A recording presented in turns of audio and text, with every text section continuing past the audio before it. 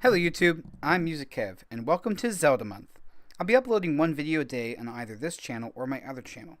I'll be doing 10 top 10s on this channel, then the two more musical top 10s will get an in-depth discussion on my other Musing About Music channel.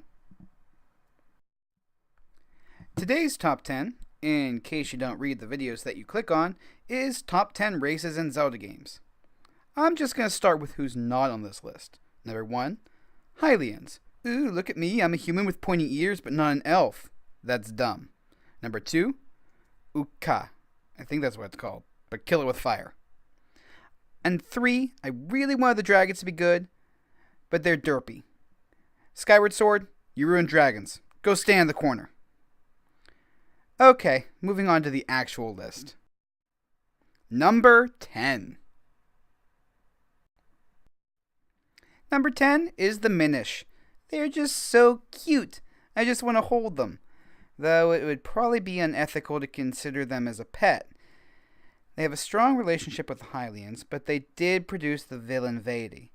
But I can't really hold that against them. They can't get much higher on the list since there's a language barrier, and not everyone can go get a Jabbernut in order to understand them. Number 9. Coming in above the Minish for their love of music is the Locomo. This sacred race is based off of trains, and every single one of them has a pun for a name, which you know I love as well. Each member participates in a duet with you at the end of Sanctuaries in order to restore part of the spirit tracks. In the final fight, they all play together in order to help you defeat Makalos. I am definitely pronouncing that wrong. I mean, it thankfully makes more sense than all of the instruments magically playing together. Looking at you, Link's Awakening. Number 8. Courics make it in at number 8 for their work in Wind Waker, sharing their forest seeds with the world. I mean, I'm not sure how true it is that the increased number of trees would therefore grow more land in the ocean to create forests, but it's a valiant effort. Plus, they're also musicians, singing for the Great Deku Tree Ceremony.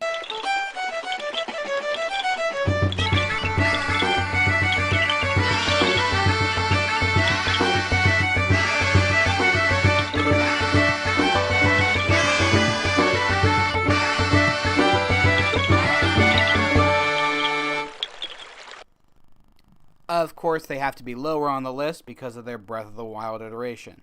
Yes, the hiding places are cute and all, but they can shove the collectibles right back where they came from. Especially Hestu. Seriously, dude, not cool. Number 7. The Ancient Robots. The real question here is how these things ever got made in the first place. I mean, they're never really quite clear on that.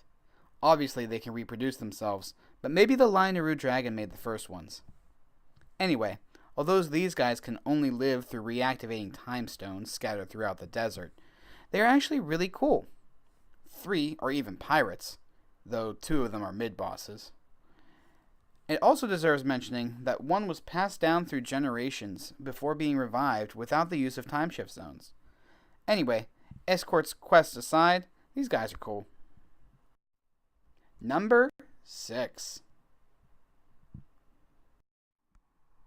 Gerudo make this slot. We all like to make fun of the Zelda games for putting the titular princess in the cliched damsel in distress role, but you've got the fiercely independent Gerudos to make up for her shortcomings. Whether they're pirates or a fierce desert-faring tribe, you don't mess with the Gerudo. I mean, unless you're Link, who can apparently pull quick ones on them all the time. Can we also talk about the magical probability that keeps them all female, except for one every 100 years? All joking aside, they have an awesome fighting style, and honestly speaking, Link never technically beat them in a sword fight. Number 5. Starting out our top 5 is the Fairies. They're great companions for all the Kakiri to start. Except you, Navi. Nah, we're too hard on her. She helps you out. Plus, Tattle and Tail tried to help out the Skull Kid, even when he started behaving like a jerk with the mask on. If you include the Great Fairies, they do help you out by providing you with magical skills. The coolest thing they have is their use in Hyrule Warriors as weapons. putting Link in the bottle while she fights. I do have to mention, though, that my favorite design of them is the Fairies of the Wind Waker, especially with the young child holding the fairy as a doll, as the queen of all fairies. Number 4. Coming in at our number 4 slot are the Rito. The flight skill is very desirable to me, so I suppose I'm envious of them. And you also owe the Wind Waker Ritos your life. And your whole adventure, for that matter.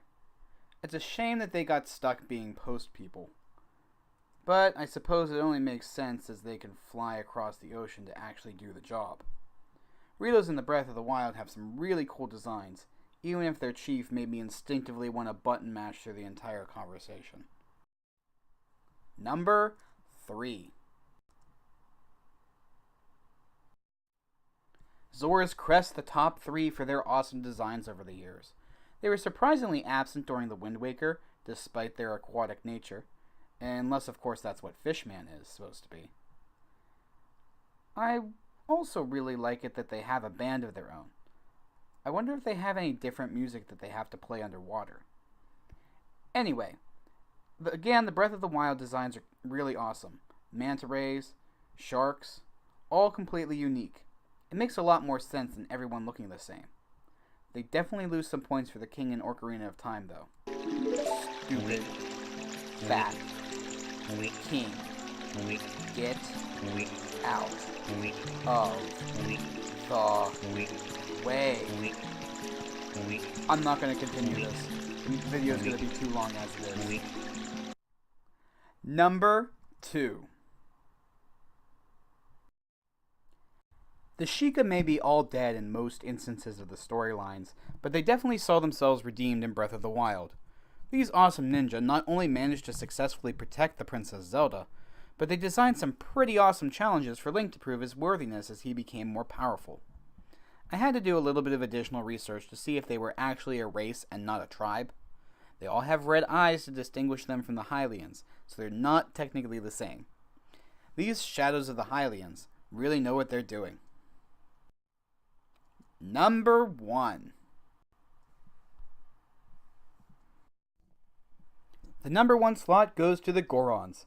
These guys are always the best. They're very funny. I like how they don't know their own strength and try to hug poor Link.